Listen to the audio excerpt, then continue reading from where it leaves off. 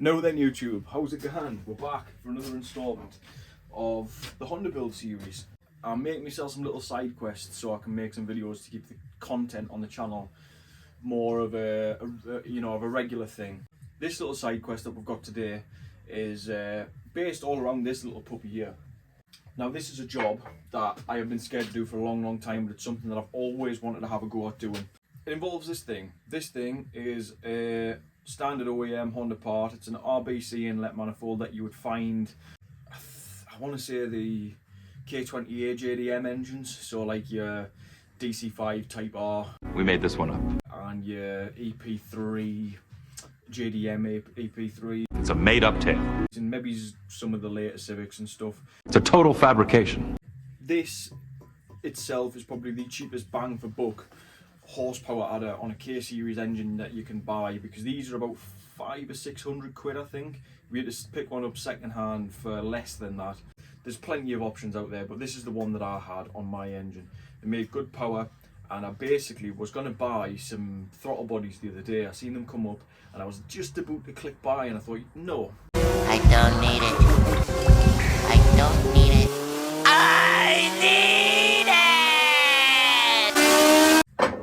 So instead of spending a few grand on throttle bodies, I went out and bought some tools, and I thought, let's cut this thing open and port it out so that it can flow more air and eventually make more power. What we're going to do is cut the front of that off, and we'll show you in there why it's a good idea to maybe have a go at doing this yourself or sending it away to be done before spending a shitload of money on bodies. Without further ado, let's get some glasses on, start cutting it up, I think.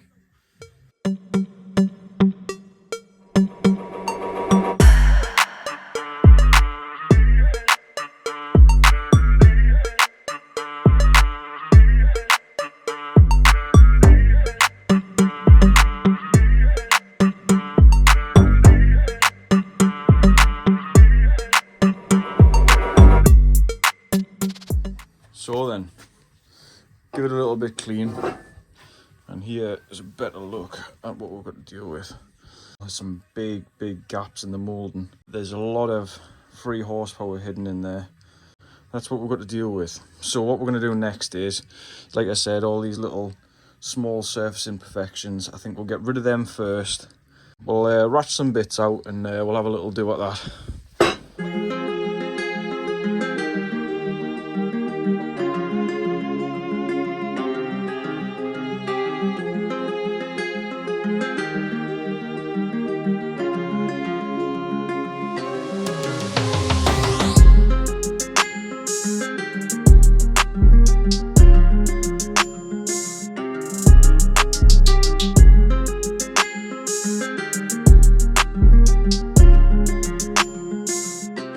This is getting in my way.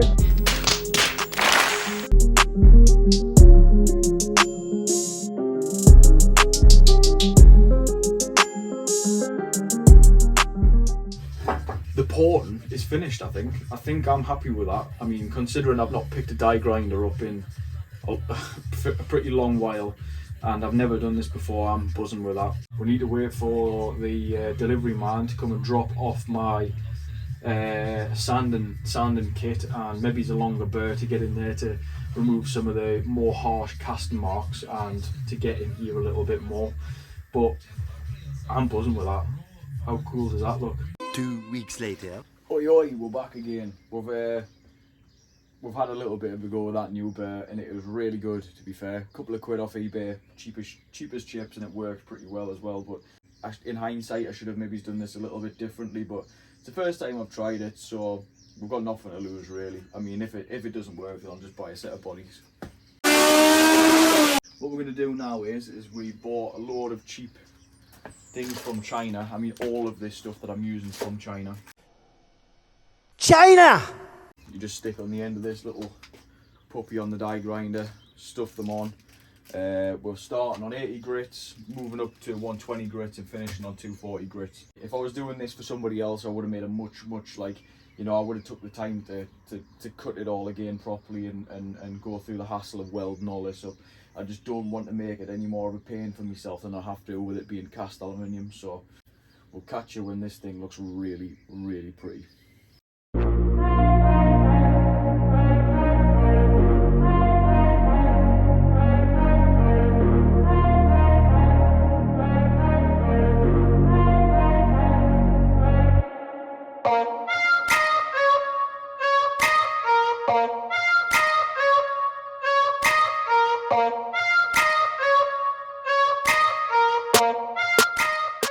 So the 80 grit sanding stage is nearly done. Still looks quite rough.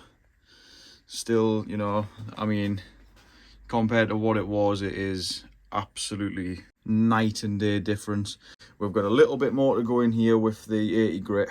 Obviously you can see there, all of the major casting marks and shit has been carved out now, and it's just a rough sanded look. So that's what we're going for.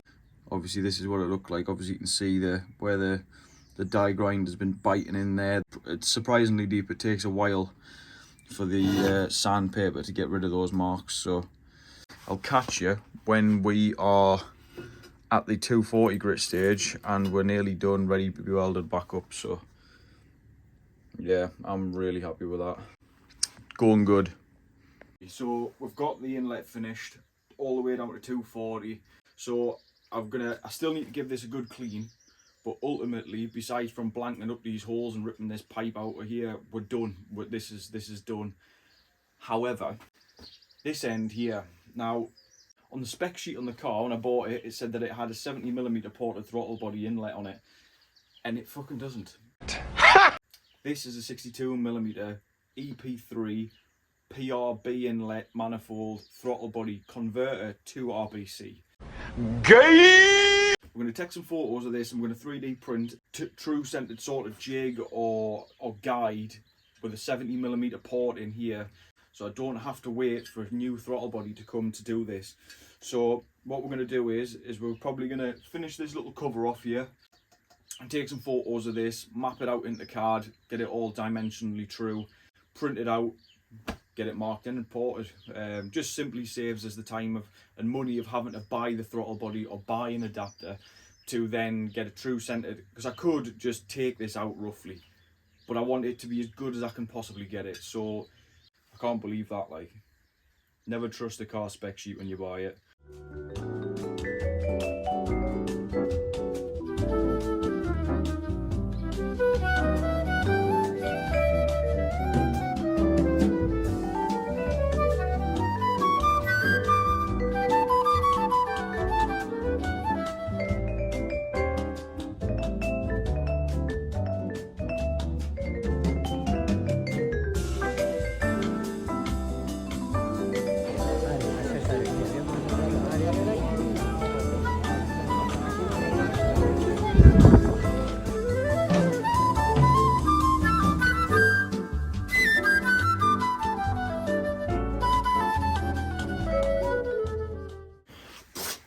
Shalom everyone, we're back and we are welding. So I didn't really record any of this because it's the first time I've ever welded cast, but what we did was we plugged up all of these unused vac ports, one on this bottom side where that hose was on the bottom there, filled this full of weld and then ground it off, and we are left with the idle air control valve port in the bottom of there. I've got a load of offcuts. I'm just concerned that that is quite a large opening in this, and it's quite thin stuff that. So what I'm thinking is I'm going to grind one of these down, open that up a touch so that this fits in, and then weld this in that hole, because yeah, it's pretty thin, and I'm worried I'm going to burn through it and make a mess of it. So then took a little lop off that thingy. It kind of fits. Like I said in the beginning of this video somewhere, I said if you're going to do this, make sure you clean up all the aluminium filings and all the dust and all the shit, because if you don't, aluminium goes in all seriousness, make sure that you clean up all that aluminium dust. We'll see if we can melt this down into the... Yeah. I've got the welder set to 105 amps, 40% balance, 90 hertz. I don't have a clue what any of that means. Just found it on the internet and it works great.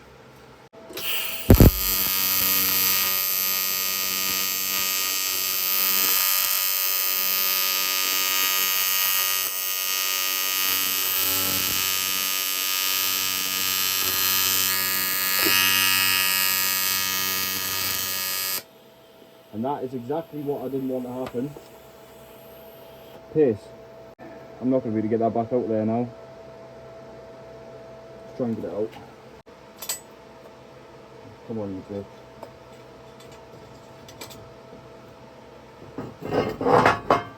Well then, that didn't work. Casting to casting, big no-nos. Right then boys, take two.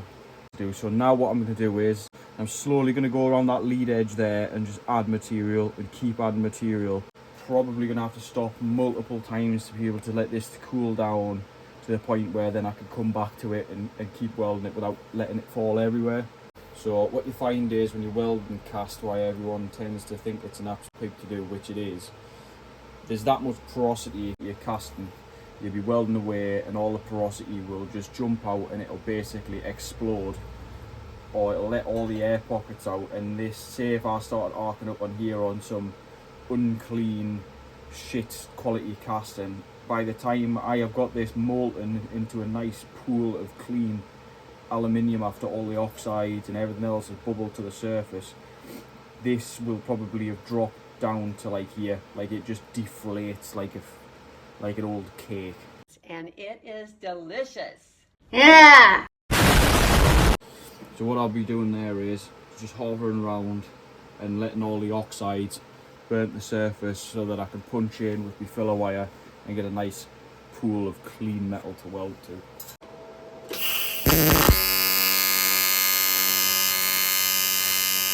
Now, I have to be careful not to stay in one place for too long.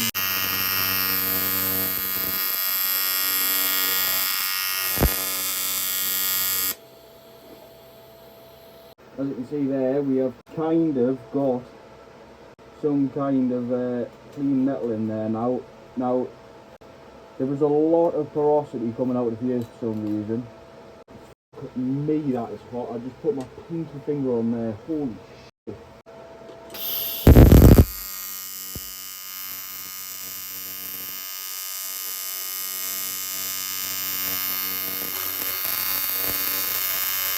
I promise you, in about 20 minutes, this is going to look a lot better. Now my eyes are hurting. Why?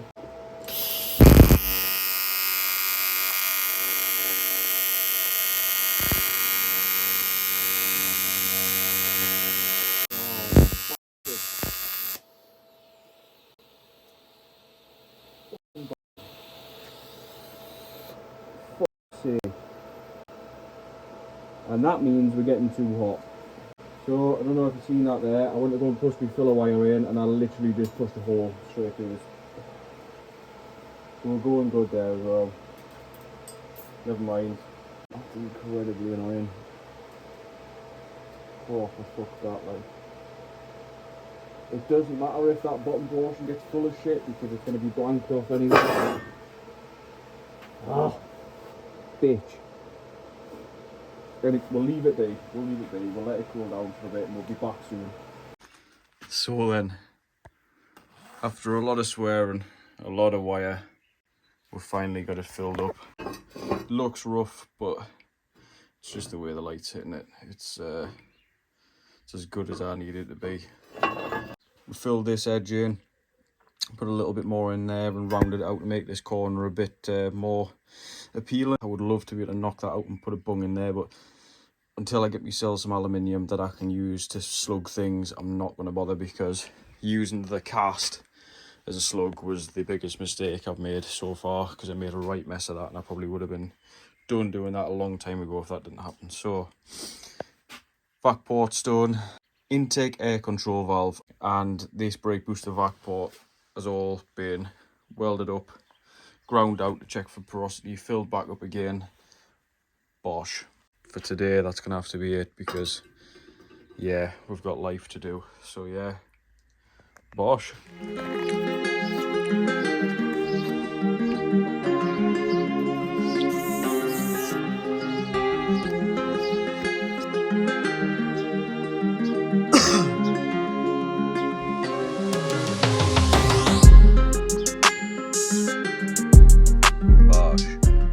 Shalom.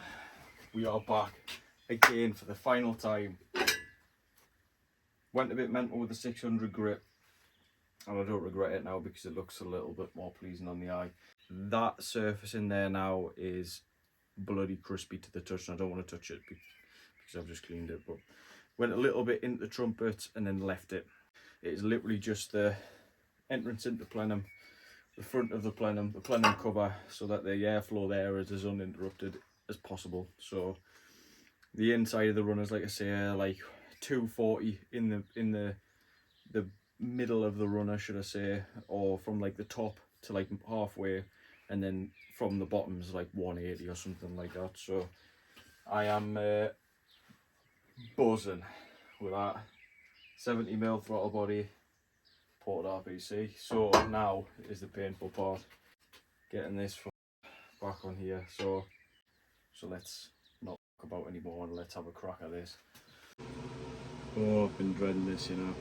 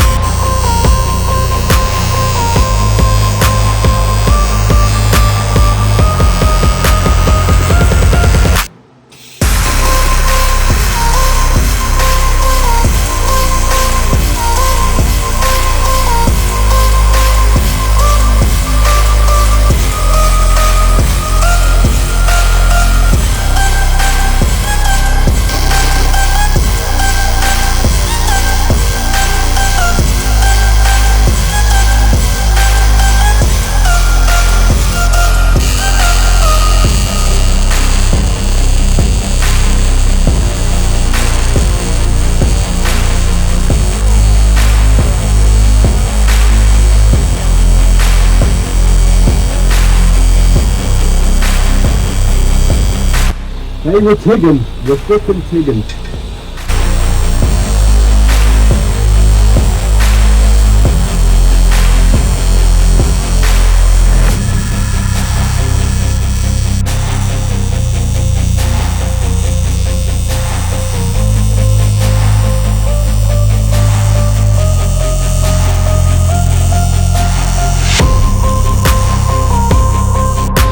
We're tigging.